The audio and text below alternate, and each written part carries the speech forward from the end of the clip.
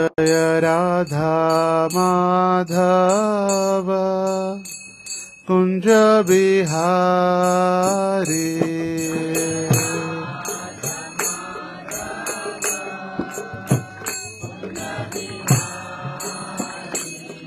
जय राधा माधव कुंज बिहारी।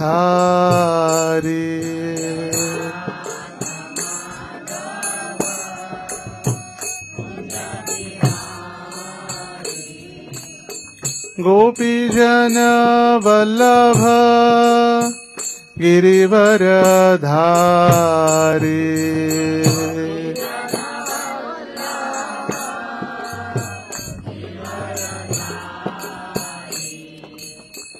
यशोदानंदन ब्रज जन रंजन।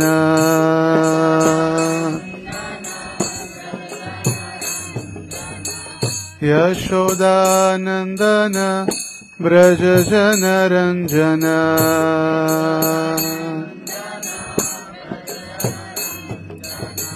यमुना तीर वनचारी।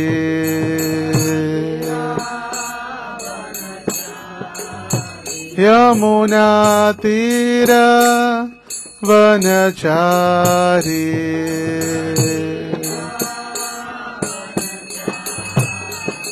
जय राधा माधव कुंज बिहारी।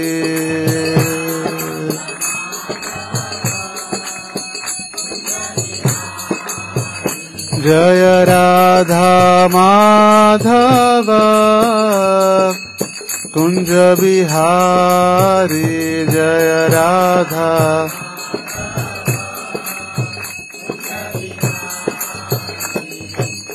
गोपी जन वल्लभ गिरिवर धारी।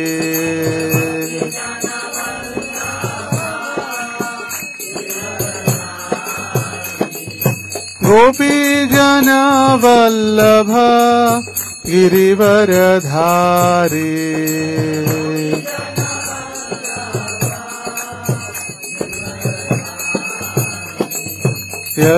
यशोदानंदन ब्रज जन रंजन। यशोदानंदन ब्रज जन रंजन।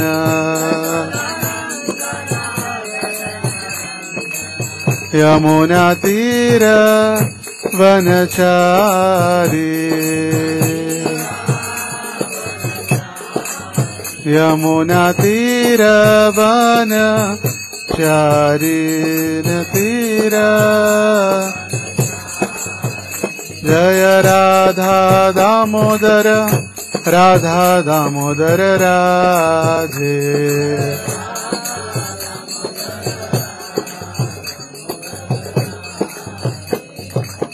गौरनीताय गौरनीताय गौरनीताय गौरनीताय।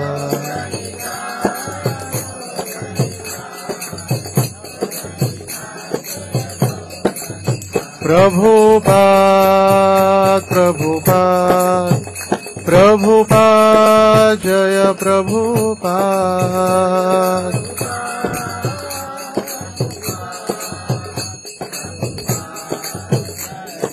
निताय गौर हरि बोल हरि बोल हरि बोल गौर हरि बोल।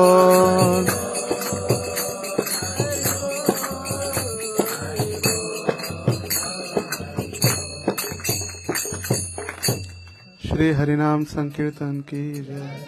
श्री श्री राधा दामोदर की जय। श्री श्री गौर निताय की जय। श्रील प्रभुपाद की जय। समवेत गौर भक्त वृंद की जय। निताय गौर प्रेमानंदे हरि हरि बोल।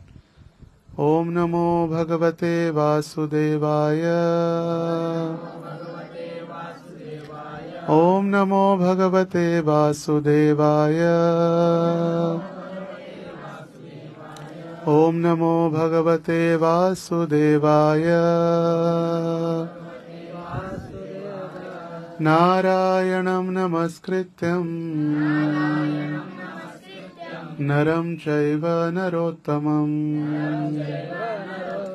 देवीं सरस्वतीं व्यासं ततो जयम्बुधिरये नष्टप्रायेषु भद्रेषु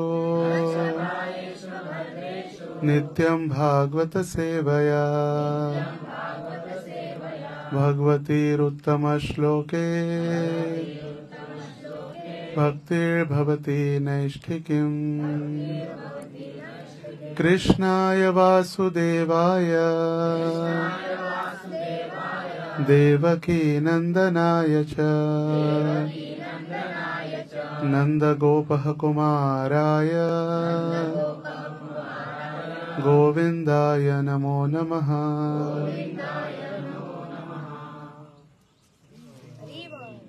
हरे कृष्ण। सर्वांचं स्वागत आहे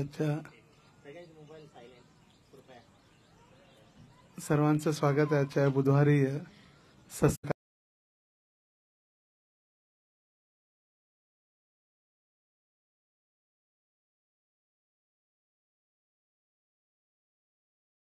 कार्यक्रमांचं राहण्याचं ठिकाण नीलाचल वासी प्रभू जय जगन्नाथ।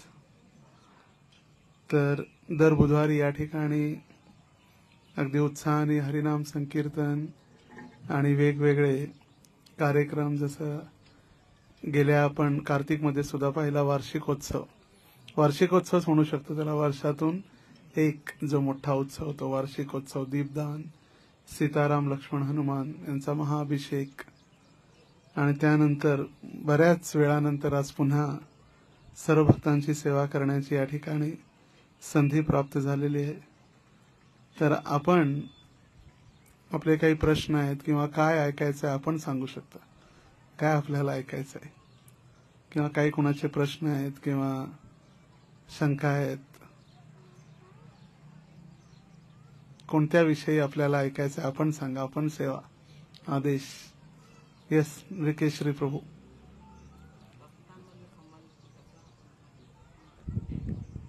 भक्तांमधील संबंध कसे असावे चांगल्या प्रकारे। तर प्रभूजींची विनंती आहे की भक्तांमधील संबंध कशा प्रकारे असावेत याविषयी त्यांनी इच्छा किंवा आदेश दिलेला आहे, आणि आपण प्रयत्न करू त्याविषयी चर्चा करण्यासाठी। भक्तिमय जीवनामध्ये भक्ती हा शब्द जो आहे, भक्ती, भक्त आणि भगवंत या तीन गोष्टी महत्वाच्या आहेत भक्तिमय जीवनामध्ये। भक्ती म्हणजेच भक्त आणि भगवंत या दोन विषयांवरती किंवा दोन गोष्टींवरती आपलं भक्तिमय जीवन अवलंबून आहे।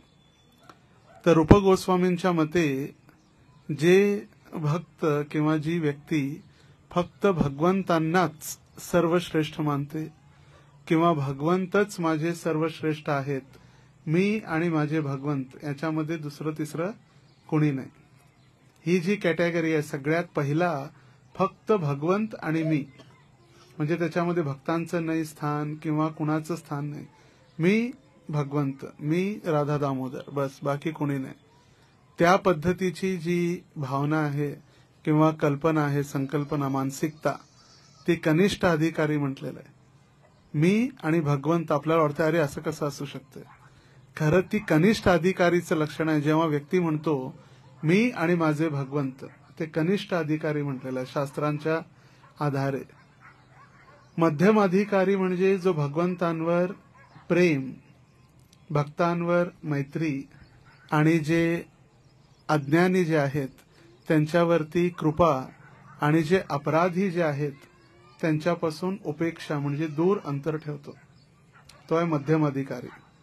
काय काय भगवंतांची प्रेम, भगवंतांबरोबर प्रेम करतो, भक्तांची मैत्री करतो, आणि भक्तांची मैत्री झाल्यानंतर जे अज्ञानी आहेत, अज्ञानी म्हणजे ज्यांना माहित नाही की नियम पालन करणं म्हणजे काय, मांसाहार करू नये किंवा व्यभिचार करू नये किंवा नशापान करू नये, हे त्यांना माहित नाही, अज्ञानी आहेत। आणि ते अज्ञानतेमध्ये त्यांचं ते कार्य चाललेलं आहे. त्यांना कोणी सांगितलं नाही, कोणी त्यांना प्रचार केला नाही किंवा त्यांनी शास्त्रामधून कधी ऐकलं नाही, त्यांचं चाललेलं आहे. त्यांना म्हटलेलं आहे अज्ञानी. तुकाराम महाराज म्हणतात पापे येती रोगारूपी.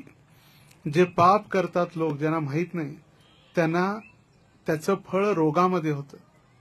जे व्यक्ती बघा संसारामध्ये इतकं धनराशी कमवतात आणि धनराशी एकत्रित केल्यानंतर जे कधी दान धर्म नाही, भगवंतांच्या सेवेत नाही, त्यांचा जास्तीत जास्त धनराशी सगळी हॉस्पिटल, कोर्ट कचेरी आणि पोलीस यामध्ये सगळी नष्ट होते. आणि म्हणून तुकाराम महाराज म्हणतात पापे येती रोगारूपी. आणि अपराध म्हणजे माहीत असून केलेलं कार्य, चुकीचं कार्य. माहीत असून जेव्हा व्यक्ती पाप करतो त्याला म्हटलेलं आहे अपराध. अज्ञानतामध्ये पाप आणि माहीत असून जे पाप करतात त्याला म्हटलेलं आहे अपराध. जो अपराध शरीराला तितकं कष्ट देत नाही, पण आपल्याला भक्तीपासून, भगवंतांपासून आणि श्रीमती राधाराणींपासून दूर घेऊन जातो. अपराध जो राधा राणींपासून दूर घेऊन जाणारं कार्य म्हणजे अपराध.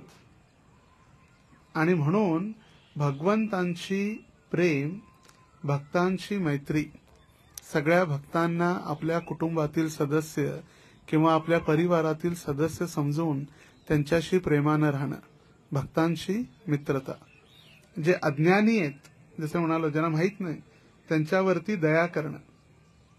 आता त्यांच्यावर दया करणं म्हणजे काय? त्यांना प्रचार करणं, त्यांना भगवंतांजवळ पुन्हा वापस भगवंतांजवळ घेऊन येणं. आणि अज्ञानी, जेव्हा अज्ञानी म्हणण्यापेक्षा जे अपराधी आहेत किंवा कृष्ण अपराधी, वैष्णव अपराधी आहेत, अशा लोकांपासून स्वतःला वाचून ठेवणं, त्यांना म्हटलेलं आहे मध्यम अधिकारी. भगवंतांशी प्रेम, भक्तांची मित्रता, अज्ञानी आहेत त्यांच्यावरती कृपा, आणि अपराधी जे आहेत त्यांच्यापासून उपेक्षा म्हणजे सुरक्षित अंतर ठेवा.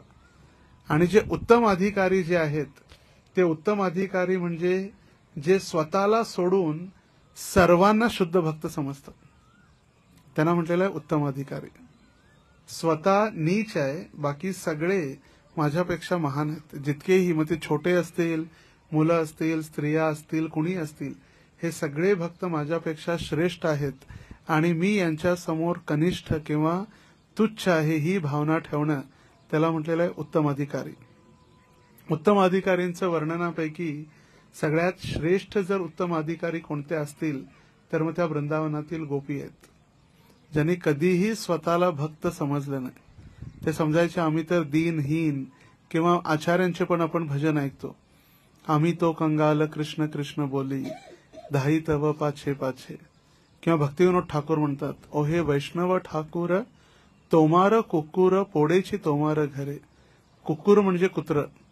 हे वैष्णव ठाकूर, आम्ही तुमच्या घरी एका कुत्र्याप्रमाणे आहोत आणि तुम्ही जेव्हा घरातील महाप्रसाद तुम्ही फेकता त्या प्रसादावरतीच आमचं जीवन चाललेलं आहे. तर गोपींचं उदाहरण भागवतच्या दशम स्कंदातील 21वा अध्याय वेणुगीत, 10वा स्कंद 21वा अध्याय, आणि त्या 21व्या अध्यायाचं नावच आहे वेणुगीत. नाव वेणुगीत आहे. वेणुगीत म्हणजे काय असायला पाहिजे? वेणूनी गायलेलं गीत. पण वेणुगीत नाव आहे, पण गाणारे कोण आहेत? गोपी आहेत. गोपी आपल्या भावना व्यक्त करत आहेत आणि त्या भावनेमध्ये गोपी त्या पूर्ण अध्यायामध्ये भगवंतांच्या सौंदर्याचं वर्णन सगळ्यात पहिला त्यांनी केलं. 5व्या श्लोकामध्ये ते वर्णन करतात 10, 21 आणि 5. बरहा पीडम नटवर वपुः कर्णयो कर्णिकारम बिभ्रद्भासान् कनक कपिसं वैजयन्तीं च मालान् रन्ध्रान् वेणोरधरसुतयः स्फुरयन् गोपवृन्दैर् वृंदारण्यम स्वपदरमणम प्राविशत गीत कीर्ती. ते भगवंतांचं वर्णन करत आहेत. वरहा पीडम नटवर वपुः, जे आपल्या माथ्यावरती किंवा डोक्यावरती मोरपंख धारण करतात, ज्यांचं पितांबर त्यांनी नेसलेलं आहे, त्यांनी वैजयंती फुलांची माळ घातलेली आहे गळ्यामध्ये आणि आपल्या अधराचं अमृत पान करत आहेत. म्हणजे बासरीला ते आपल्या अधरांचं अमृत पान करत आहेत असं सुंदर कर्णयो कर्णिकारम, कानामध्ये कर्णिका नावाची पांढरी फुलं त्यांनी घातलेली आहेत, असं भगवंतांचं सुंदर वर्णन त्यांनी केलं गोपींनी. आणि त्यानंतर हळूहळू त्या सांगू लागल्या की किती आम्ही पापी आहे किंवा आम्ही किती तुच्छ आहे की भगवंतांचा संग आम्हाला कधी भेटत नाही. आमच्यापेक्षा श्रेष्ठ ते मोर आहेत. ते मोर वृंदावनामध्ये नृत्य करतात आणि भगवंत त्यांच्यासोबत नृत्य करण्यासाठी येतात. आणि ज्यावेळी मोर आणि भगवंतांमध्ये स्पर्धा झाली, डान्स कॉम्पिटिशन, आणि मोर तसे नृत्य करण्यासाठी प्रसिद्ध आहेत आपल्या मोर पिसारा फुलवून, पण त्या दिवशी ते मोर सुद्धा हरले भगवंतांच्या समोर नृत्य करता करता. आणि मोर हरल्यानंतर त्या सर्व मोरांनी विचार केला की आता तर आम्ही हरलेलो आहे, आता आम्ही काय करावं, भगवंतांना काय पारितोषिक काय देणार विजेत्याला. तर त्यांच्याजवळ काय नव्हतं, त्याने आपलं मोरपंख भगवंतांना दिलं. म्हटले भगवंता हेच आमच्याजवळ आहे आणि आम्ही तुम्हाला हे अर्पण करत आहोत. आणि मग त्या दिवसापासून भगवंतांनी कधीही ते मोरपंख जमिनीवर ठेवलं नाही, सदा आपल्या डोक्यावरती ठेवलं, भक्तांनी दिलेला एक उपहार. तर ते झालं मोर. त्यानंतर हरणांप्रती, हिरणांची त्यांनी स्तुती केली की हिरण भगवंतांच्या जवळ बसू शकतात, हिरणावरती भगवंत आपला हात ठेवतात, ते बसून भगवंतांची बासरी ऐकू शकतात, भगवंतांचा संग घेतात. खरा आम्हाला भगवंतांचा संग कधी प्राप्त होत नाही, आम्ही किती पापी आहे. त्यानंतर त्यांनी यमुनेचं वर्णन केलं. यमुना नदी भगवंतांची सदैव, भगवंत त्या यमुनेमध्ये आपली जलक्रीडा करतात, पोहतात, पाण्यात खेळतात भगवंत आपल्या मित्रांसोबत. आणि यमुना ही भगवंतांची अर्धांगिनी सुद्धा आहे, पत्नी. 8 पट्ट राणींपैकी कालिंदी हे यमुनेचंच नाव आहे. आणि ती यमुना कालिंदी भगवंतांसोबत आहे. आणि यमुना ज्यावेळी भगवंत गेले मथुरेला, आणि मथुरेला गेल्यानंतर भगवंतांनी जाताना सांगितलेलं आज से मी जरूर पुन्हा वापस येईन. पण भगवंत आले नाही. पण अशी संध्याकाळची वेळ झाल्यानंतर, ज्याला गोधुली बेला म्हणतात, गायी वापस घरी येण्याची वेळ, तर त्या गोधुली बेलेच्या वेळी ती यमुना नदी सुद्धा स्तब्ध व्हायची, वाहनं बंद करायची.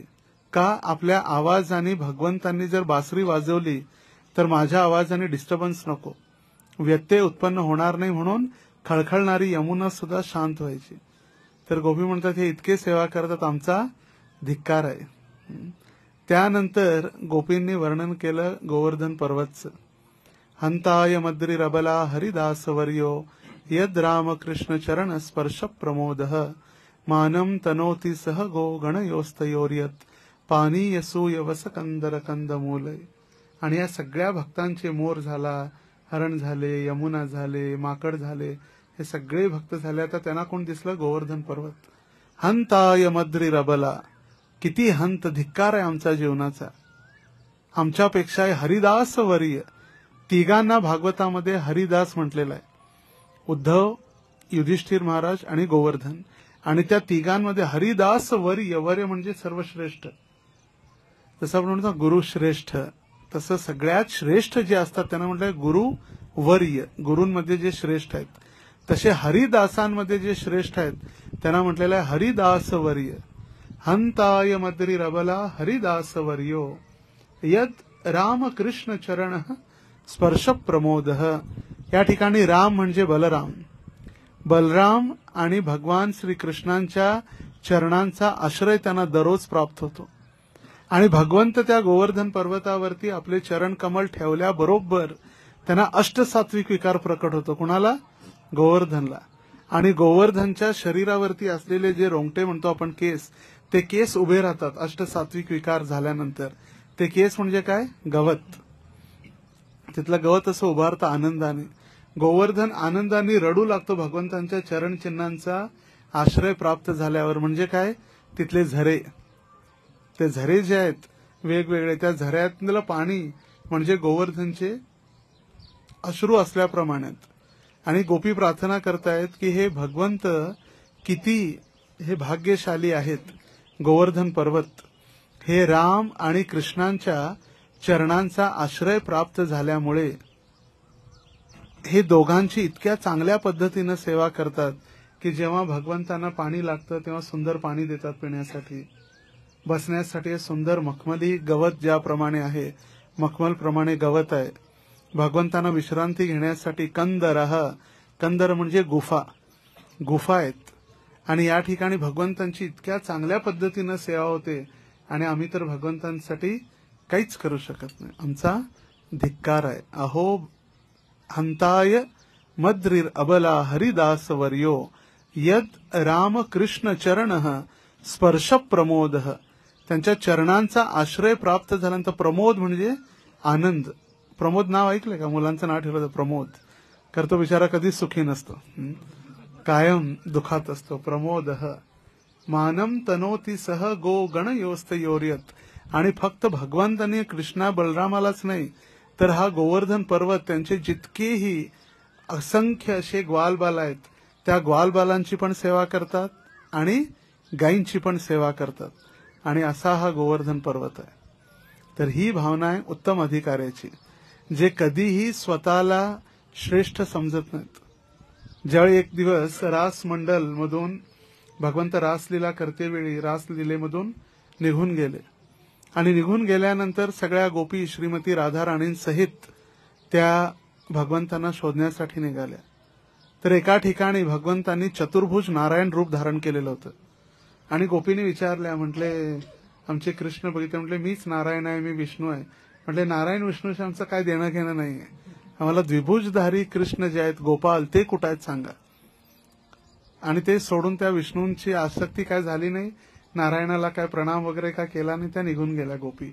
पण जेव्हा राधाराणी आली भगवंतांना शोधत आणि राधाराणीने विचारली कृष्ण कुठं आहेत, त्यावेळी नारायण आपलं स्वरूप टिकून ठेवू शकले नाही. हळूहळू त्यांचे दोन्ही हात गळून पडले आणि ते सर्वसाधारण कृष्णाची त्यांनी भूमिका किंवा कृष्णाचं स्वरूप धारण केलं. तर इतकं प्रेम आहे भगवंत राधाराणींच्या प्रेमापोटी, राधाराणींच्या प्रती इतकं प्रेम भगवंतांचं आहे. तर इतकं असून देखील सगळ्यात सर्वश्रेष्ठ श्रीमती राधाराणी भगवंतांची भक्त आहे आणि ती भगवंतांची सेवा करण्यासाठी सदैव लालायित असते. तर ही भावना आहे. आणि म्हणून भक्तांमध्ये आपण संबंध प्रस्थापित करते वेळी रूप गोस्वामींनी वर्णन केलंय. कोणी भक्त असो, उपदेशामृत ग्रंथाचा हा 5वा श्लोक आहे. कृष्णेति यस्य गिरितम मनसाद्रियेत दीक्षास्ति चेत प्रणतभीस्त भजन्तमीशम शुश्रूश्रया भजन विज्ञ मनन्य मन्यत निंदा दिशू नरुदमिप्सित संगलब्ध्या. तर भक्तांना आपण आदर कसा द्यावा, तर भक्तांना आदर देते वेळी काही भक्त नवीन आहेत, त्यांची अजून दीक्षा झाली नाही, कंठीमाळ नाही, तरी सुद्धा ते हरिनाम घेणं त्यांनी प्रारंभ केलेला आहे. तर हरिनाम घेणाऱ्या भक्तांना किंवा ज्यांनी हरिनाम जप चालू केलेला आहे, कीर्तनामध्ये ज्यांनी भाग घेऊ लागलेला आहेत, त्यांना मनसाद्रियेत, मनापासून त्यांना आदर देणं. मनसह आदर म्हणजेच मनसाद्रियेत, मनापासून आदर देणे. बघा संस्कृत मराठी सारखीच आहे, कारण मराठी सारखी नाही, मराठी संस्कृत सारखी आहे. कारण देवभाषा देवनागरी ही सर्व भाषेंची माता असल्याप्रमाणे, सर्व भाषेंची माता असल्याप्रमाणे, आणि म्हणून सांगितलं गेलेलं आहे मनसाद्रियेत, मनापासून त्यांना आदर देणं. आता ते दीक्षित नाही आहेत किंवा त्यांची दीक्षा झालेली नाही आहे किंवा श्रेष्ठ भक्त वरिष्ठ भक्त नाही आहेत, नवीनच आहेत, पण त्यांनी भगवंतांचं नाव घेणं प्रारंभ केलेलं आहे. अशा भक्तांना मनापासून आदर देणं महत्वाचं आहे. पुढे रूप गोस्वामी सांगतात, दीक्षास्ति चेत प्रणतभीस्त भजन्तमीशम. ज्याने आध्यात्मिक गुरूंकडून दीक्षा घेतलेली आहे आणि अर्चा विग्रहांच्या सेवेमध्ये लागलेले आहेत, त्यांना कसं दंडवत करून त्यांना आदर सन्मान देणं आवश्यक आहे. जे दीक्षित आहेत त्यांना दंडवत प्रणाम करून. निंदा आदिशु रुदमिप्सित संगलब्ध्या. आणि ज्यांची निंदा आणि दुसऱ्यांची निंदा करण्यापासून किंवा अपराध करण्यापासून जे हळूहळू मुक्त झालेले आहेत, त्यांचा संग घेऊन त्यांची सेवा करणं.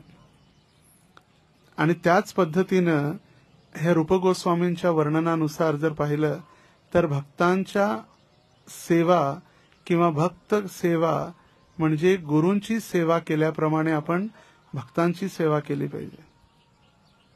भक्तांची सेवा कशी? आध्यात्मिक गुरूंच्या सेवेप्रमाणे.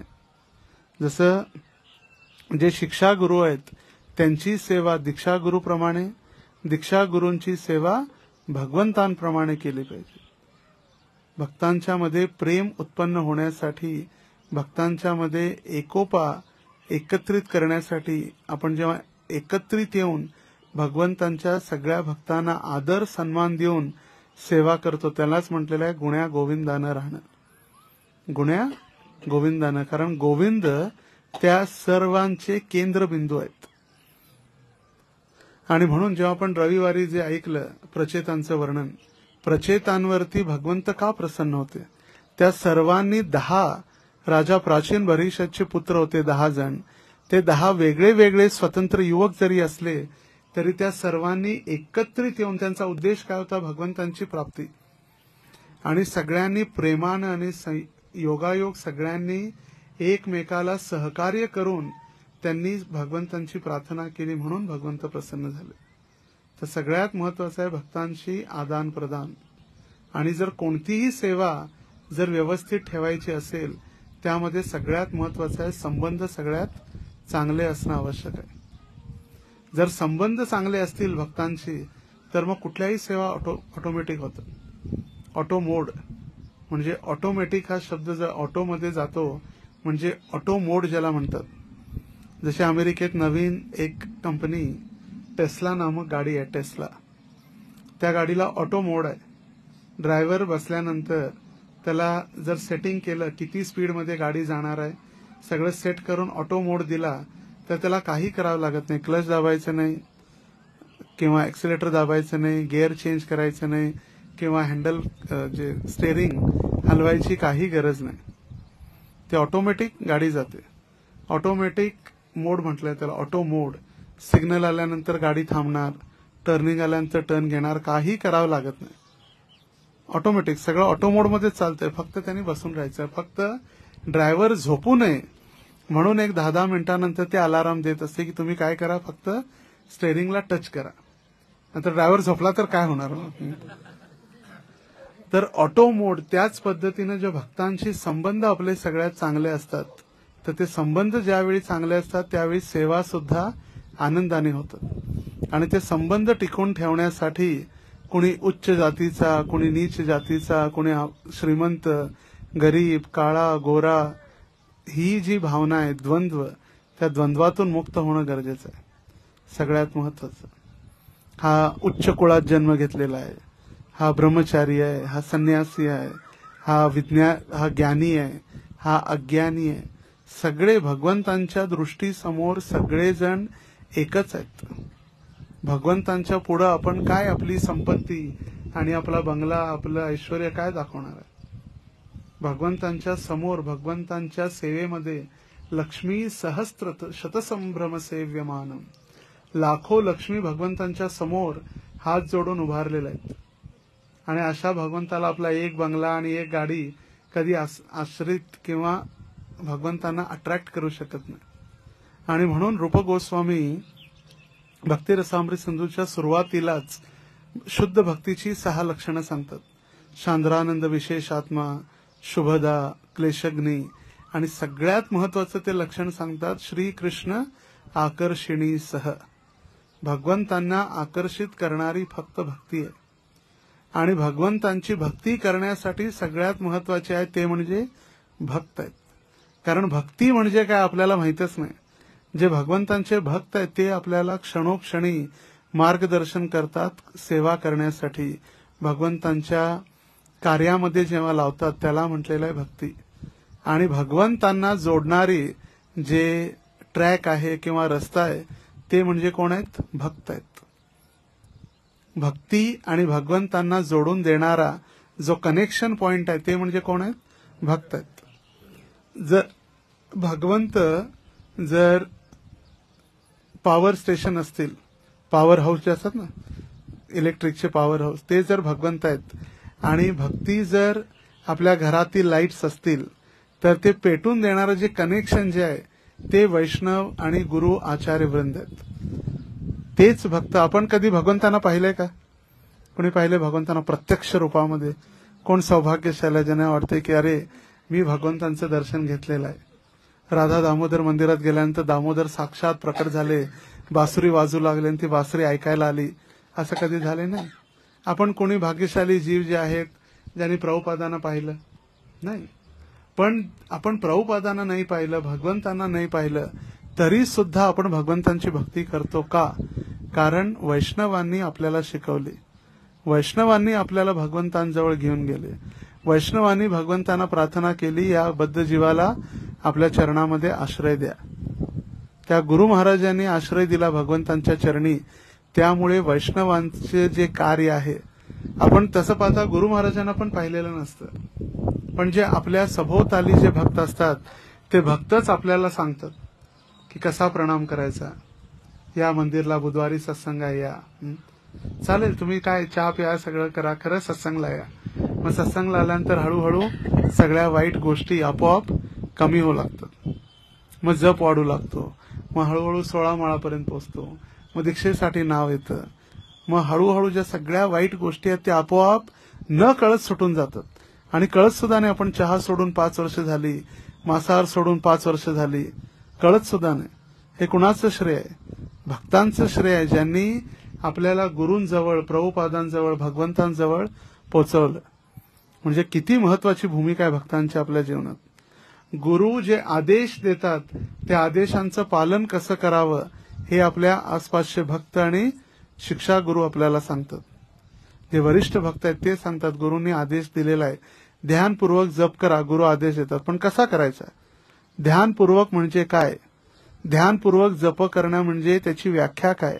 तर ध्यानपूर्वक म्हणजे आपण जे उच्चारण करतो ते आपल्या मुखातून कानापर्यंत आपण ऐकणं, त्याला म्हटलेलं आहे ध्यानपूर्वक जप. मग माळ कशी खाली घ्यायची, माळ फिरवायची कशी, प्रणाम कसा करायचा, श्लोकांचं उच्चारण कसं करायचं, भोग कसा लावायचा, कोण शिकवलं? भक्तांनी शिकवलं आपल्याला. आणि म्हणून भक्तांचं आपल्या जीवनामध्ये जो एक सिंहाचा वाटा आहे, भक्तांचं जे स्थान कधीही आपण कमी करू शकत नाही. बाहेरचे लोक म्हणतात हरी से बडा हरी का नाम, मगर हरी नाम से भी बडा हरी के भक्त है. आपल्यासाठी हरिनामापेक्षाही श्रेष्ठ कोण आहेत? हरींचे भक्त आहेत. राय रामानंद आणि चैतन्य महाप्रभू यांची गोदावरीच्या काठावर कुहूर नामक स्थान आहे दक्षिण भारतामध्ये. तर त्या ठिकाणी दोघांचा वार्तालाप झाला राजमुंड्रीजवळ. तर त्या ठिकाणी दोघांचा जेव्हा संवाद झाला, चैतन्य महाप्रभूंनी रामानंद राय विचारलं, या जगात सगळ्यात अनमोल किंवा अमूल्य गोष्ट कोणती आहे? तर रामानंद राय म्हणाले, भक्तांचा संग. सगळ्यात अमूल्य, ज्याची कोणतीही किंमत करता येत नाही, तो म्हणजे भक्तांचा संग आहे. मग महाप्रभू विचारलं, सगळ्यात दुःख कोणतं आहे? सगळ्यात मोठं दुःख म्हटले भक्तांचा संघापासून दूर जाणं किंवा भक्तांच्या संगतीत न राहणं, सगळ्यात मोठं दुःख आहे. आपल्याला कधी कधी वाटतं रे, हे तर हे सगळे आपलेच आहेत, आपल्या बाजूचेच आहेत, आपल्या घरचेच आहेत, आपले कुटुंबाचे सदस्य आहेत, आपल्या गल्लीतले आहेत, आपल्या गावातले आहेत, हे तर काय, हे कधी भेटतात. पण त्यांच्यापैकी त्यांची भक्ती, त्यांची शक्ती आपल्याला कधी कळते? ते जेव्हा आपल्यामध्ये नसतात तेव्हा. साधू, गुरु आणि वैद्य जशी जशी त्यांची आयु वाढत जाते तशी तशी त्यांची किंमत वाढत जाते. साधू, गुरु आणि वैद्य. वैद्य बघा, जितके ते वृद्ध होतात तितकं त्यांचं ज्ञानाने पण ते वृद्ध होतात. त्यामुळे म्हाताऱ्या डॉक्टरांजवळ लोक जास्त जातात, आणि जे आत्ता आत्ता शिकलेले आहेत त्यांच्याजवळ लोक कमी जातात. माहित नाही कुठली गोळी दिला आणि चक्करी पडले तर काय करणार आजकाल. कारण कंपाऊंडर सुद्धा डॉक्टर झालेले आहेत. कंपाऊंडर डॉक्टरच्या हाताखाली 1-2-4 वर्ष राहतात आणि मग कुठल्या तर गावात येऊन ते डॉक्टर दवाखाना उघडतात, सांगतात आता मीच डॉक्टर आहे. कारण का काही गोळ्यांचं आणि औषधांचं ज्ञान झालेलं असतं. पोट दुखलं ही गोळी घ्या, ताप आला ही घ्या, अंगदुखीला ही घ्या, सर्दीला ही घ्या, बस. जसं एक व्यक्ती, त्याला इंग्लिश बोलायची फार इच्छा होती आणि त्याला त्याच्या मित्राने 3 शब्द शिकवलेले, येस, नो, थँक्यू. काय काय? येस, नो आणि थँक्यू. तर एक दिवस तो चाललेला असताना एका ठिकाणी एका व्यक्तीची हत्या झाली, मर्डर झाला. आणि त्या व्यक्तीची हत्या, त्या नाही दुसऱ्या व्यक्तीची, तो चाललेला तिथून, आणि तिथून चाललेला असल्यामुळे पोलिसांनी संशयास्पद म्हणून त्याला सुद्धा पकडून घेऊन गेलं. आणि पकडून घेऊन गेल्यानंतर आता इंग्लिश बोलायची इच्छा, आणि आता कोर्टात गेल्यानंतर जजने विचारलं तुम्ही मर्डर केलाय का? त्याने म्हटलं येस. तुम्हाला त्याच्याबद्दल काय बोलायचं आहे का तुम्हाला वाचवण्यासाठी? नो. तुम्हाला काय म्हणतात फाशीची शिक्षा दिली जाईल, थँक्यू. म्हणजे किती मूर्खता आहे. तुम्ही हत्या केलेला आहे का? येस. तुम्हाला काय बोलायचं आहे त्याविषयी? नो. आणि तुम्हाला फाशीची शिक्षा, थँक्यू. म्हणजे किती मूर्ख आहेत लोक. काय आपण करतो फक्त दिखावा. हा दिखावा कधी चालत नाही भक्तीमध्ये. प्रॅक्टिकल आपलं संस्था ही मुवमेंट आहे. मुवमेंट म्हणजे जी सदैव मूव्ह करत असते किंवा त्याच्यामध्ये सक्रियता आहे, शांतता नाही. प्रचारामध्ये उत्साह असणं, जसं रूपगोस्वामी उत्साहात निश्चयात धैर्यात. उत्साह आणि प्रचारामध्ये, उत्साह आणि सेवेमध्ये.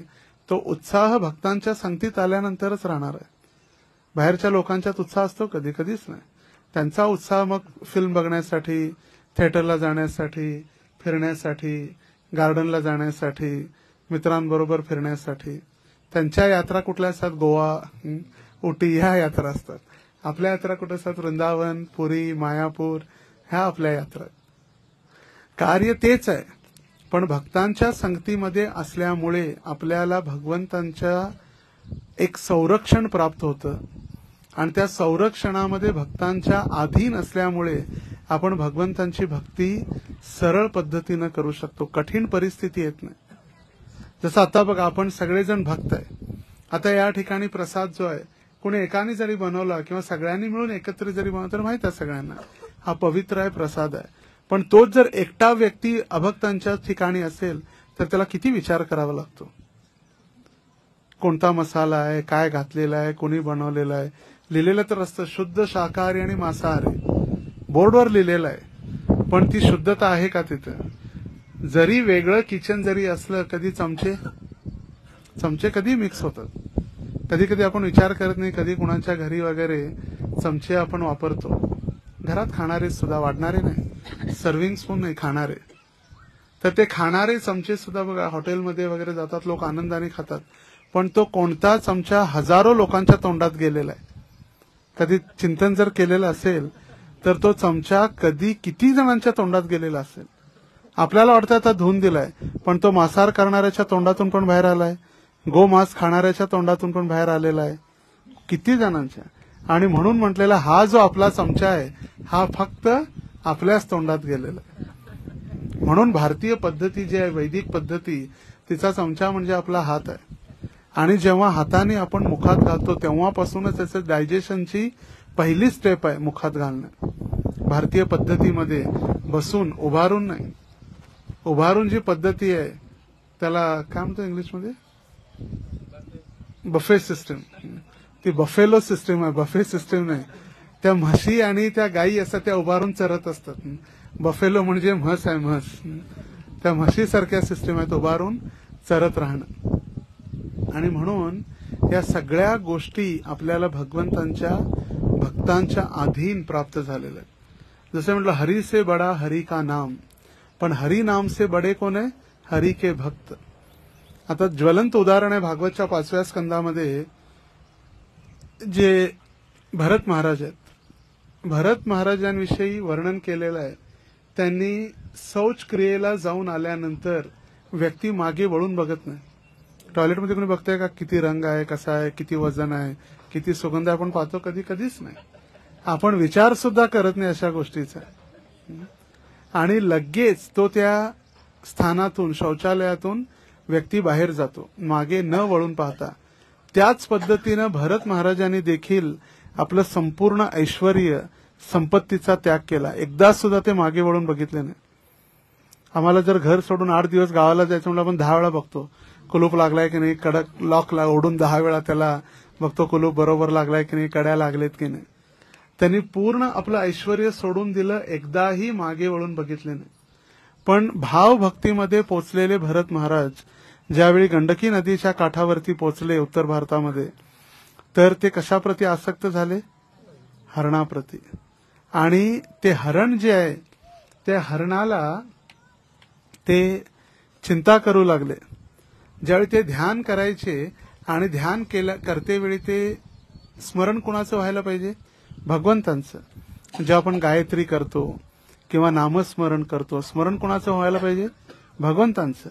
पण आता ते ध्यान त्यांचं चालू आहे आणि चिंतन कुणाचं चालू आहे? हरणाचं. की आता हरण येईल, हरणाला जे नवीन शिंग आलेले आहेत त्या शिंगाने मला स्पर्श करेल आणि माझ्या अंगावरती कुणीतरी पुष्पवृष्टी करते की काय असा मला अनुभव होईल. आता हरी हरी नाही, हिरण हिरण चालू झालं. हरी नाही, आता कोणाचं चिंतन आहे? हिरण हिरण चिंतन चालू झालं. आता भाव भक्तीला पोचलेली व्यक्ती, भगवंतांची भक्ती प्राय भगवंतांची प्राप्तीच होणार होती, पण थोड्याशा कारणासाठी त्यांनी आसक्त झाले हरणाप्रती. आता त्या ठिकाणी जर एखादा भक्त असला असता तर म्हटलं असता, प्रभूजी काय करायले, सगळं घरदार सोडून आले आणि इथं हरणाच्या प्रती आसक्त झाले, सोडा म्हटले हरणाला, आपण जंगलात सोडून येऊ आणि भगवंतांचं नामस्मरण करा. पण त्या ठिकाणी एकही भक्त नसल्यामुळे ते हरणाच्या प्रती आसक्त झाले आणि अंततो गत्वा अंतःकालेच मामेव स्मरण मुक्त्वा कलेवरम, हरणाचं चिंतन झालं आणि त्यांना हरणाचं शरीर धारण करावं लागलं. तेव्हा भक्त ते एक सरते शेवटी आपण अंतःसमयी आपण तर कसे मरणार आहे माहित नाही, कोणत्या रोगाने, कोणत्या स्ट्रोकनी, कोमामध्ये गेल्यानंतर ते भक्तच आहेत आपल्याला भगवंतांची आठवण करून देणारे. जे आपाप आपल्या आसपास जे भक्त आहेत तेच कीर्तन करतील तर आपला काय होईल? उद्धार होईल. भगवंतांच्या चरणी आपलं स्मरण होईल आणि भगवंतांचं आपल्याला नामस्मरण होईल, भगवंतांचं चिंतन होईल. आणि जर भक्तच नसले तर आपल्याला कसं होणार भगवंतांचं स्मरण? त्यामुळे भक्तांचा संग हा सगळ्यात महत्वाचा आहे आणि त्यामुळे भक्तांची सेवा करून हा सर्वसाधारण मनुष्याचा असा संग नाहीये, हा अमूल्य आहे, कधीही कोणत्या किमतीत हा भेटणारा नाही. आपल्याला ते सर्वसाधारण आहे, चला दररोज मंदिर आहे, दर्शन आहे, त्यामुळे त्याची आपल्याला किंमत नाही. पण खरोखर ज्यांना भगवंतांच्या भक्तांचा संग नाहीये त्यांना विचारा किती ते असे तयारीत असतात. मी बघितलं युरोपमध्ये, अमेरिकेमध्ये आठवडाभर कुणी कुणाला भेटत सुद्धा नाही, सगळी मंदिरं रिकामी आहेत. काही काही मंदिरं जी प्रसिद्ध आहेत, फेमस आहेत, त्या ठिकाणी ब्रह्मचारी आहेत, पण असे कित्येक मंदिर आहेत तिथं कुणीच राहत नाही. आणि स्पेशली थंडीमध्ये जेव्हा बर्फ पडू लागतो त्यावेळी भक्त लोक मंदिर सोडून जातात. त्यावेळी मंदिरात पुजारी आणि भगवंत बस तेवढेच. जसं वृंदावनमध्ये कार्तिक आलं की भगवंतांच्या भक्तांची गर्दी वाढू लागते, पण तोच मे महिना आला, उन्हाळा वाढला 50-60 डिग्री की मंदिरच पूर्ण खाली होऊन जाते. सगळे भक्त विदेशात जातात प्रचारासाठी. आणि त्यावेळी मग आपल्याला भक्तांची संगती कळते की भक्त म्हणजे काय. आपल्याला कुणी कुठून जात नाही, सोडून सगळे इथंच आहेत, जवळ आहेत. पण बाहेरच्या ठिकाणी 120, 200 किलोमीटर वरती भक्त सेवेला येतात सगळे. एक बर्गन काउंटी म्हणून एक स्थान आहे अमेरिकेत, न्यूयॉर्कमध्ये बर्गन म्हणून एक स्थान आहे. त्या ठिकाणी त्यांच्याकडे सत्संग करण्यासाठी स्थान नाहीये. जसं आता आपण इथं टेरेसवरती बसून सत्संग केला, मोठी जागा आहे, आपण बसू शकतो. पण त्यांच्याजवळ भक्तांना 200-300 भक्तांना दर रविवारी एकत्रित येऊन भक्त प्रल्हाद स्कूल किंवा मृदंग क्लास किंवा संडे कार्यक्रम करण्यासाठी त्यांच्याजवळ जागा नाहीये. आणि म्हणून त्यांनी दर रविवारी एक चर्च किरायाने घेतात. दर रविवारी एक चर्च भाड्याने घेतात. $200 किंवा $250. $1 म्हणजे 86, तर एक $250 म्हणजे 10-15 हजार जे काही होईल तेवढं दिवसासाठी ते भाडं देतात, एक दिवसासाठी. आणि मग दुपारी सगळे भक्त 3 वाजल्यापासून सगळे भक्त येतात, कुकिंग करतात, प्रवचन होतात, कीर्तन होतात, मग चर्च साफ करून जातात. आपल्याकडे मंदिर आहेत तरी मंदिरात यासाठी सगळ्यांना बोलावं लागतं, मेसेज पाठवा, व्हॉट्सअप करा, अनाउन्समेंट करा, या या या. आणि तिथं नाही आहे म्हणून त्यांना किंमत आहे. जेव्हा व्यक्ती असतो आपल्यासोबत तेव्हा त्याची किंमत कळत नाही, पण जेव्हा ते राहत नाही तेव्हा त्याची किंमत आपल्याला कळते. मी स्वतः बघते, दर रविवारी सगळं क्लिनिंग करून, कुकिंग करून, सगळे क्लास, प्रवचन, कीर्तन झाल्यानंतर भक्तांच्या घरातले डिटीज सुद्धा ते घेऊन येतात. राधा, श्याम सुंदर आणि गौरनीताई. मग तिथं गौर आरती होते, मग प्रवचन होतं, मग प्रसाद होतो, मग पुन्हा चर्च क्लीन करून त्यांना द्यावं लागतं रात्री. चर्चमध्ये भगवंतांचं मंदिर कधी विचार तरी केलाय का? आपण जवळून सुद्धा जात नाही चर्चच्या. तर ते चर्चमध्ये जाऊन त्यांना भगवंतांच्या विग्रहांना घेऊन तिथं भक्त भक्ती करतात. का? त्यांना माहिती आहे भगवंतांच्या भक्तांची किंमत काय. आणि म्हणून भक्तांमध्ये प्रेम असणं, संबंध असणं आवश्यक आहे. तर साधना, संबंध, सेवा आणि सदाचार आपण म्हणतो. खरं सगळ्यात पहिला आपले संबंध आहेत. जर संबंध आणि आपले प्रेमाचे संबंध असतील तर त्या संबंध चांगले आहेत म्हणून आपण इथं आलो. जर कोणाचे संबंध चांगले नसतील, अरे सुदामा मित्रच्या घरी आहे, आम्ही जात नाही त्याच्या घरी, झालं सत्संगापासून आपण दूर गेलो. का? आपले संबंध व्यवस्थित नाही. अरे नरकेश्रीच्या घरी प्रसाद आहे, मी नाही जाणार त्याच्या घरी. आपण भगवंतांच्या भक्तीपासून, भगवंतांचं जे स्वरूप प्रसाद आहे त्याच्यापासून आपण दूर जातो. आणि जर संबंध चांगले असतील तर कुठूनही किती दूर जरी असला व्यक्ती तो एकत्रित येतो, कीर्तन करतो, नाचतो, गातो, प्रसाद घेतो. का? संबंध चांगले. आणि मग तो कोणतीही सेवा करतो. ज्या दिवशी परमपूज्य राधानंद स्वामी महाराजांनी बघितलं मफतलाल कंपनीचे जे कृष्णचंद्र प्रभू आहेत, मफतलाल कंपनीचे मालक आणि त्यांचा ड्रायव्हर दोघंही हातात हात धरून गुरु आरतीमध्ये कीर्तन करू लागले, तेव्हा महाराजांना कळालं की आता आपला भक्त समाज स्थिर झालेला आहे. मी भक्तांना तयार करण्यामध्ये यशस्वी झालेलो आहे. का? कारण एक एवढ्या मोठ्या कंपनीचा मालक, मफतलाल जे गारमेंट आहे त्यांचे मालक, मोठ्या मोठ्या कंपनीचे मालक किंवा जे मोठे व्यक्ती आहेत ते कधी ड्रायव्हरच्या बाजूला बसत सुद्धा नाही. त्यांचं प्रेस्टिज ड्रायव्हरच्या बाजूला पण नाही बसत, ते मागे बसतात. ड्रायव्हरने उघडल्यानंतर ते बसतात. ड्रायव्हरने दरवाजा बंद करून गाडीत बसायला पाहिजे. तर असे लोक जे कधी ड्रायव्हरच्या बरोबरीनं बसत सुद्धा नाहीत, ते व्यक्ती ड्रायव्हरच्या हातात हात धरून कीर्तन करू लागलेले आहेत गुरु आरतीमध्ये. ते एकत्र बसून प्रसाद घेऊ लागलेले आहेत. ही भगवंतांच्या भक्तांची कृपा आहे आणि ही खरी भक्ती आहे. पैसा, संपत्ती, ऐश्वर्य, ज्ञान, आपली सुंदरता हे तर काही काळासाठीच आहे. पण भगवंतांच्या भक्तांचं प्रेम आणि संबंध जे आहेत ते संबंध सदैव जवळीक असणं गरजेचं आहे. आणि कोणाचा काही प्रश्न? गृहस्थ भक्तांमध्ये साधना कशी करावी? आपण म्हणतो महाजन येन गतस पंथः. महाजनांच्या चरणांचं आपण अनुगमन करणं आवश्यक आहे. तर या 12 महाजनांपैकी गृहस्थ किती होते? किती आहेत गृहस्थ? नारद आणि चतुष्कुमार, भीष्म सोडता बाकी, आणि सुखदेव गोस्वामी, 4 सोडता 8 तर सगळे गृहस्थ आहेत. तर मग भगवतधामात गेले की नाही गृहस्थ? गेले. आणि आजही भगवंतांच्या धामात भक्त जात आहेत श्रील प्रभुपादांच्या कृपेमुळे. मग साधना कशी करावी? सगळ्यात महत्वाचं, early to bed, early to rise, which makes man healthy, wealthy and wise. सगळ्यात पहिला लवकर झोपणे. आपण झोपत लवकर नाही, त्यामुळे उठत लवकर नाही.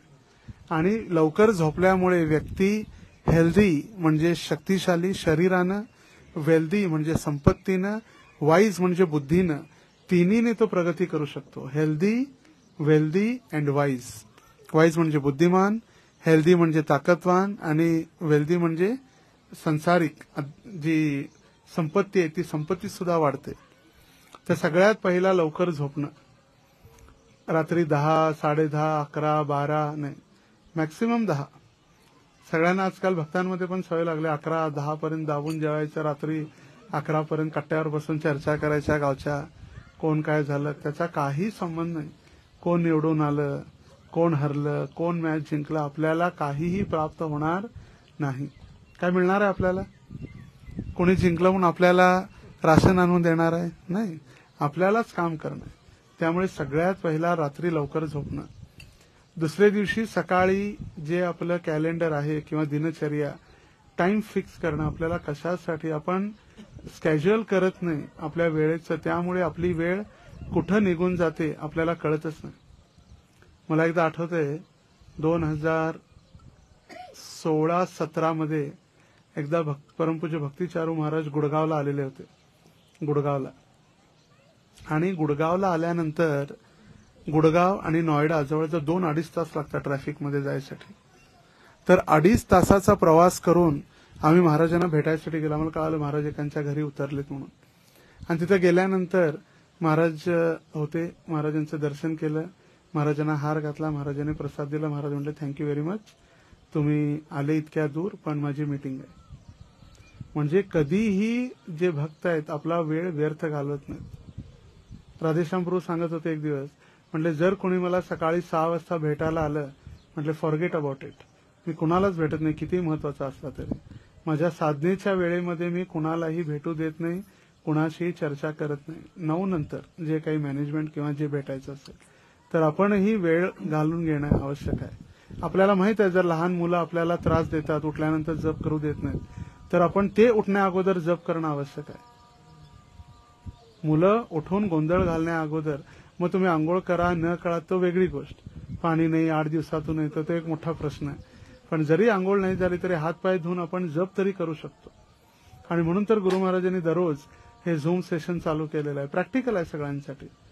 आता रात्री जरी 10 पर्यंत लेटेस्ट बाय 10 जरी झोपला, 11, 12, 1, 2, 3, 4, 5, 7 तास भरपूर झाले. आयुर्वेदानुसार 4 ते 5 तास शरीरासाठी विश्रांती भरपूर आहे. पण आपल्याला वाटतं आपण 7-8 तास झोपलो नाही तर काय होईल. जास्त झोपल्यानं जास्त आळस येतो, बाकी काय होत नाही. तर 5 ला जर उठलं तर 5:30 ते 7 आपल्या 12 माळा कंप्लीट होतात. 5:30 ते 7 किंवा 7:30 पर्यंत जरी 16 माळा जरी झाल्या तरी आनंदाची आहे. पण कमीत कमी 10 ते 12 माळा आपण लवकर करून घेणं. त्यानंतर घरचे कार्य, डबा, टिफिन, मग उरलेल्या असं नाही की सकाळी 1-2च करायचे आणि रात्री झोपताना कट्यावर बसून किंवा टीव्ही समोर बसून बोलत बोलत जप करावा. जितक्या जास्तीत होतील तितक्या सकाळी जप करणं. वेळात वेळ काढून जेव्हाही आपल्याला वेळ भेटेल, प्रवासामध्ये असो, स्वयंपाक करताना असो, प्रवचन ऐकणं, चर्चा करणं. प्रत्येकाकडे स्मार्टफोन आहेत आजकाल. स्मार्टफोन नसणारा असा कोणीतरी क्वचित ही शेवटची पिढी असणार आहे. स्मार्टफोन नसलेली शेवटची पिढी आहे. पुढच्या पिढीमध्ये स्मार्टफोन नाही म्हणजे तो पागल समजला जाईल व्यक्ती, म्हणजे तो अर्धा आहे किंवा तो पागल आहे किंवा हा मूर्ख आहे असं समजला. ही शेवटचीच पिढी आहे ज्यांना आजकाल स्मार्टफोन वापरता येत नाही. प्रत्येकाजवळ स्मार्टफोन आहे, प्रत्येकाजवळ त्याच्यामध्ये व्यवस्था केलेली आहे. युट्यूब आहेत, इस्कॉन डिझायर ट्री आहे, प्रवचन ऐकणं, दररोज नियम लावणं. कोणते स्वयंपाक करते वेळी सकाळी कुकिंग करताना 8 ते 9 स्वयंपाकाच्या वेळी आपलं हेअरिंग म्हणजे श्रवण होऊन जातं. दिवसाभरात कुणी नसताना एखादं पान किंवा रात्री दिवसभर जरी आपल्याला वेळ नाही भेटला, रात्री झोपताना तरी कमीत कमी 1 श्लोक, 1 अनुवाद आणि त्याचं तात्पर्य वाचून किंवा कृष्णा बुक, प्रभुपाद म्हणायचे झोपायच्या अगोदर जर आपण कृष्णा ग्रंथ, कृष्ण पूर्ण पुरुषोत्तम भगवंत जर पुस्तक वाचलं तर आपल्याला कृष्णाबद्दल स्वप्न येतील. आपल्या झोपेमध्ये सुद्धा कृष्ण भावना असेल. आपण काय करतो, इंस्टाग्रामचे रील्स आपल्या संपत नाहीत रात्री झोपतेवेळी, मग ते स्वप्नात येणार सगळे साप आणि राक्षस. आणि मग रात्री झोपेत उठतात घाबरून मुलं, कारण का ते जसं त्यांचं चिंतन झालेलं आहे ते चिंतन कधी कधी बघता बघता मोबाईल डोक्यात पडल्यानंतर झोपतात काही लोक, हातातून सुटल्यानंतर, तोपर्यंत सुटत नाही मोबाईल. तर अशा वेळी आपण चिंतन करणं, रात्री कमीत कमी 1 श्लोक, तात्पर्य आणि त्याचा अनुवाद तात्पर्य वाचणं किंवा कृष्णा ग्रंथ. तर दररोज कमीत कमी 1 तास श्रवण, अर्धा तास वाचन आणि अधिकच्या अधिक सकाळी जितक्या जास्तीत जास्त माळा होतील तेवढ्या सकाळी करणं. दुपारी तर प्रत्येकाजवळ वेळ आहे, माताजींजवळ तर भरपूर वेळ आहे दुपारचा वेळ. दुपारी जेवण झाल्यानंतर 1 अर्धा तास आपण आराम करू शकतो. ते पण दुसरी हाफ डे जो आहे, दुसरा अर्धा दिवस शक्तीने आपण सेवा करण्यासाठी. आणि झोपतेवेळी सुद्धा सावधानीनं, नाहीतर झोपले जेवण करून 2 तास उठलेच नाही असं पण होता कामा नये. कारण ब्राह्मण भोजन प्रिय, भोजन झाल्यानंतर जर झोपले तर मग अवघड होईल. तर म्हणून सकाळी अधिक माळा, कमीत कमी 1 तास श्रवण, कारण आपल्याला वाचायला तितका वेळ नाही किंवा वाचता येत नाही, शिक्षण कमी आहे. त्यामुळे अध्ययन सुद्धा करण्याऐवजी श्रवण जर झालं तर श्रवण फार महत्वाचं आहे. कारण प्रत्येक भक्त त्यांनी प्रभुपादांच्या ग्रंथांचं अध्ययन करून शास्त्राचं सार त्यांनी आपल्या साक्षात्कारानुसार सांगितलेलं आहे. आपण तर प्रभुपादांना बघितलं नाही, पण ज्यांनी प्रभुपादांना बघितलं त्यांच्याकडून ऐकल्यानंतर आपण प्रभुपादांना समजू शकतो. आणि कोणाचा प्रश्न? येस माताजी.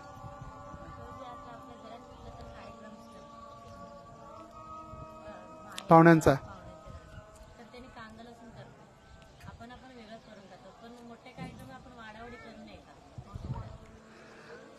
हाच प्रश्न मी गुरु महाराजांना विचारलेला, स्पेशली बीडी कामगारांसाठी.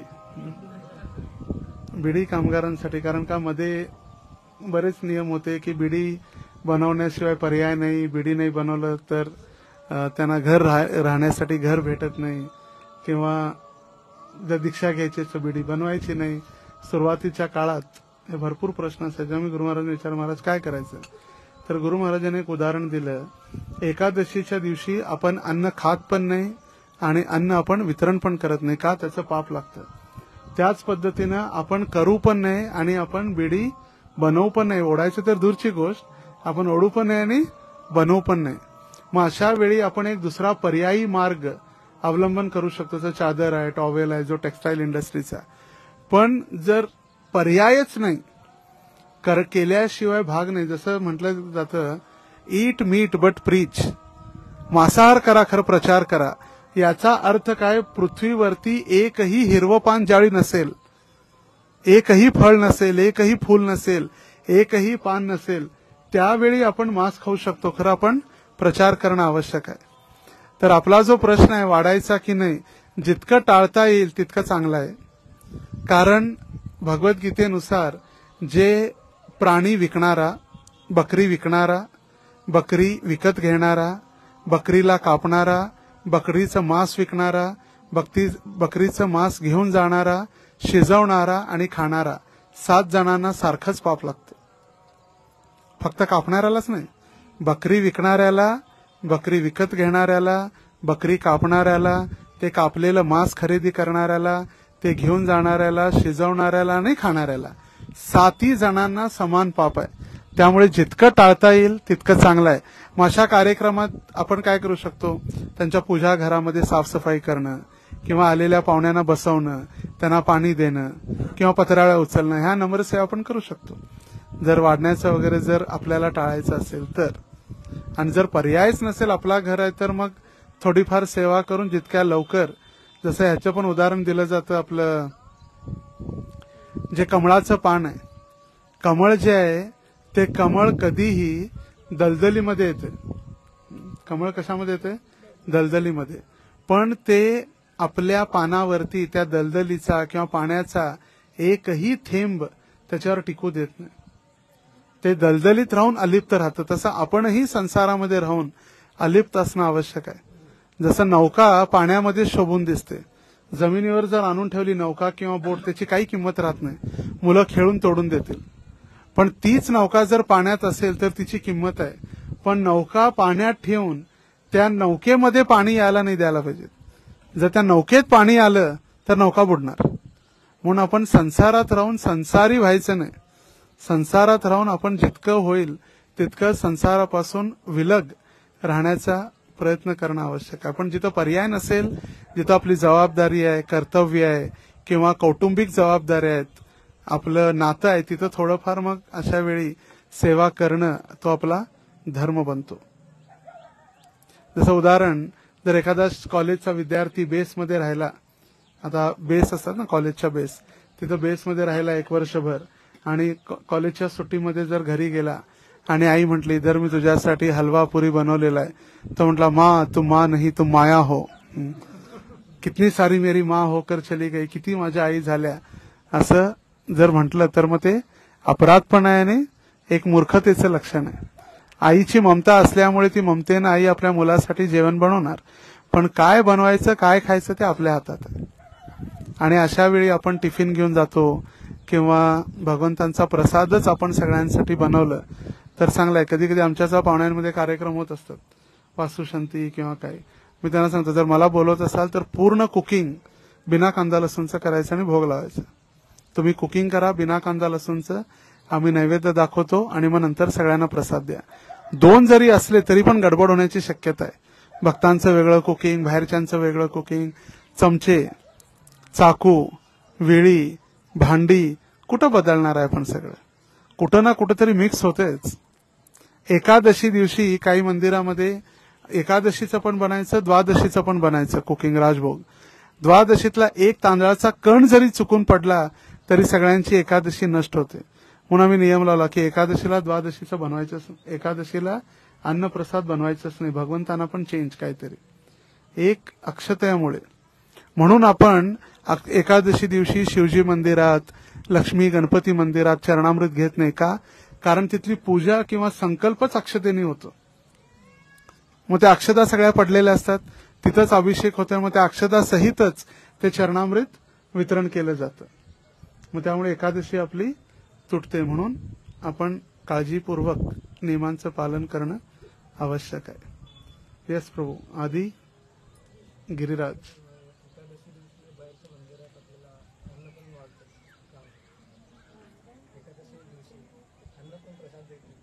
बाहेरच्या मंदिरात, कारण की त्यांना माहितच नाही एकादशीच्या दिवशी जे पाप आहे ते अन्नामध्ये निवास केलेला आहे. आणि म्हणून एकादशी दिवशी आपण अन्न खात नाही आणि आपण अन्न वितरित करत नाही. पण बाहेरचे काही लोक ते देतात, पण आपण घ्यायचं नाही. कितीही महत्वाचं असलं तरी एकादशी जे नर अन्न भोजन करती श्वान विष्ठे समान. तुकाराम महाराज म्हटले श्वान म्हणजे कुत्र्याची विष्ठा खाल्ल्याप्रमाणे एकादशी दिवशी अन्न खाणं.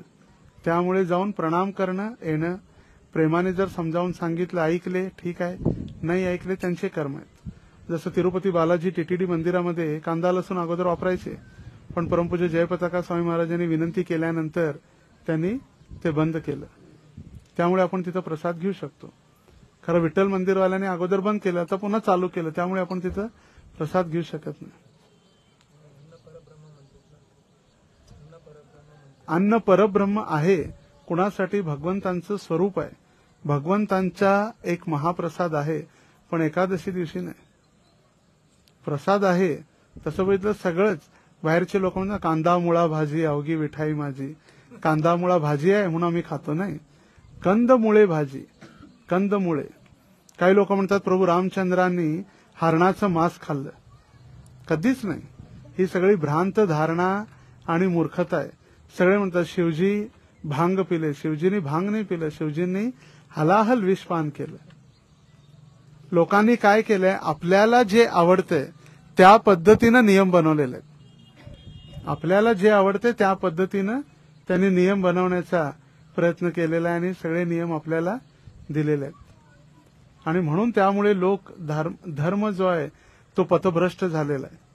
कारण ओरिजिनल जे ग्रंथ आहेत, स्मृती आहेत, पुराण आहेत, वेद आहेत, त्याचं अध्ययन न केल्यामुळे आजकाल कुणीही भगवंत बनवतात, कुणालाही साधू संतांनाही देव बनवतात. जसं बेळगावमध्ये सुद्धा एक मंदिर आहे, त्या ठिकाणी एक संत झाल्या, एक माताजी होत्या संत. त्यांनी कृष्णाची भक्ती करून त्यांनी कृष्णाची भक्ती शिकवली. पण तथाकथित लोकांनी त्यांनाच कृष्ण बनवलं, त्यांनाच तुळशीचा हार घालतात त्यांच्या समाधीवरती. जसे कोणतेही बघा महाराष्ट्रामध्ये किती तीर्थस्थान आहेत, त्या ठिकाणी जे जे संत होऊन गेले त्या संतांनी भगवंतांची भक्ती शिकवली, पण त्या मूर्ख अनुयायांनी त्यांनाच भगवंत घोषित केलं. भगवंत इतके स्वस्त नाहीत की कोणत्याही गल्लीमध्ये किंवा कुठेही ते अवतरित होतील. त्यामुळे आपण अशा ठिकाणी एकतर जायचं नाही, गेलं तर खायचं नाही, आणि खाल्लं तर मग बोलायचं नाही. एक तर जायचं नाही, गेलं तर खायचं नाही, आणि जर चुकून खाण्यात आलं तर मग बोलायचं नाही. त्यामुळे न गेलेलं सगळ्यात चांगलं आहे, स्वतःचं रक्षण, अपराधापासून स्वतःला वाचवण्यासाठी. आणि कोणाचा प्रश्न? रोजींचा.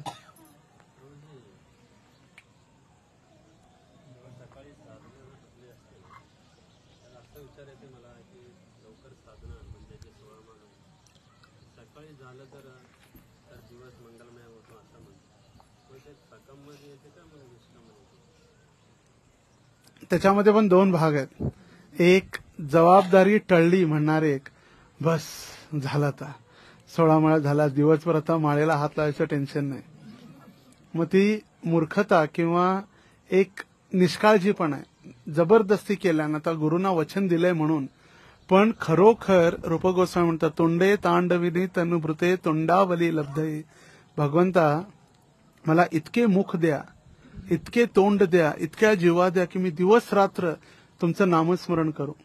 16 माळा चांगल्या झाल्या किंवा 16 माळा चांगला झालेल्याचं प्रतीक काय की आपण अधिक जप करायची इच्छा होते. ते 16 माळा चांगल्या झाल्या याचं मोजमाप आहे. 16 माळा झाल्या म्हणून माळ लटकून दिलं ही मग जबरदस्ती झाली. पण 16 माळा आपण लवकर का केल्या, ज्यामुळे दिवसामध्ये वेळ भेटला तर मी अधिक करू शकतो. म्हणून गुरु महाराज काय म्हणतात, ज्यांच्याजवळ बीड बॅग नसते ते योद्धे म्हणजे कसे योद्धे आहेत, अस्त्रशस्त्र नसलेले योद्धे आहेत. म्हणून भक्तांना सांगितलं कायम जपमाळ आपल्या सोबत असली पाहिजे. कधी वेळ भेटला की नामस्मरण भगवंतांचं. कुणी मज वंदा कुणी मज निंदा, मज एकच धंदा हरी गोविंदा. कुणी मज निंदा, निंदा म्हणजे कुणी माझी निंदा करा, कुणी मज वंदा मज वंदन करा, पण माझा एकच मुख्य उद्देश काय, भगवंतांचं नामस्मरण. तर अधिक सकाळी करण्या म्हणजे उदार का सांगितलं जातं की समजा आता एक मोठ्या मेट्रो सिटी आहेत दिल्ली मुंबई सारख्या, त्या ठिकाणी उदाहरण दिलं जातं. जर छोटं जर एका ठिकाणाहून दुसऱ्या ठिकाणी पहाटेच्या वेळी जर जायचं असेल, ट्रॅफिक असतंय का, नाही, 10 मिनिटात आपण जातो. पण तेच जर 10 नंतर ट्रॅफिक वाढल्यानंतर तिथे 1-1.5 तास लागतात जाण्यासाठी. किती, 1-1.5 तास.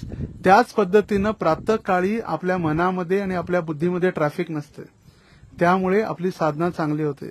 जसा जसा दिवस वाढत जाईल तसं तसं आपल्या बुद्धीमध्ये आपल्या मनामध्ये ट्रॅफिक, जॉब, घर, शिक्षण, शाळा, कॉलेज, पैसा सगळं चालू होतं. मग त्यामुळे जी क्वालिटी जी आहे जपाची, तिथं मग ट्रॅफिक जाम वाढल्यामुळे क्वालिटी डाऊन होते. गाडीची स्पीड जी आहे कमी करावी लागते. सकाळी ट्रॅफिक नसताना गाडी 100 जाते, पण तीच गाडी 10 नंतर 10 किलोमीटर प्रति आवर जावं लागतं. आणि म्हणून सांगितलंय सकाळी जग उठण्या अगोदर, आणि भगवंतांनी स्वतः सांगितलंय भगवद्गीतेमध्ये, भगवंतांनी सांगितलंय ज्यावेळी जे भौतिकतावादी लोक झोपतात त्यावेळी साधू जागे झालेले असतात. यस्याम जागृती भूतानी सा निशा पश्यतो मुने. मुनी कधी जागे होतात, ज्यावेळी सगळे झोपतात. बघा ना, पुणा मुंबई सारख्या ठिकाणी पहाटे 3-4 वाजता हॉटेल बंद होतात. हॉटेल, पब्स, डान्स बार 3-4 वाजता. त्यावेळी आपले भक्त जागे होऊन मंगल आरतीला चाललेले असतात. त्यावेळी ते झोपायची तयारी करतात. मग त्यांचा दिवस कधी होते, दिवस दुपारी 1-12-1 पर्यंत झोपतात. नंतर मग जेवण करून पुन्हा 3 वाजल्यापासून हॉटेलला तयारीसाठी. त्यामुळे सकाळची साधना त्याला क्वालिटी आणि त्याचा जो प्रभाव आहे तो चांगला असतो ब्रह्ममुहूर्तावरती केलेला. आणि त्याचे एकच हे उद्देश आहे की आपल्याला दिवसभरामध्ये अधिक जप करण्यासाठी, बाकीच्या सेवा करण्यासाठी आपण तयार होतो. म्हणून जप संपवा म्हणून नाही. काही लोक जप करतात कशासाठी, दिवसा मला झोपायला टाइम भेटते म्हणून, झोपायला टाइम भेटावा म्हणून लवकर संपवतो. पण जप संपवून भगवंतांना आपण प्रार्थना करतो, हे राधा दामोदर, हे राधे मला दामोदरांच्या सेवेमध्ये लावा. आपण जप करतो आणि मग दिवसा त्या प्रार्थना केलेला जो जप आहे, ती प्रार्थना केलेली आहे, त्या प्रार्थनेमुळे आपल्याला सेवा करण्याची संधी सुद्धा प्राप्त होते. मग अधिक जप झाला, मग श्रवण झालं, मग कीर्तन झालं, अध्ययन झालं, प्रॅक्टिकल आपण सेवा करू शकतो. हरे कृष्णा कृष्णा कृष्णा हरे हरे, हरे राम राम राम हरे हरे. श्रील प्रभुपाद की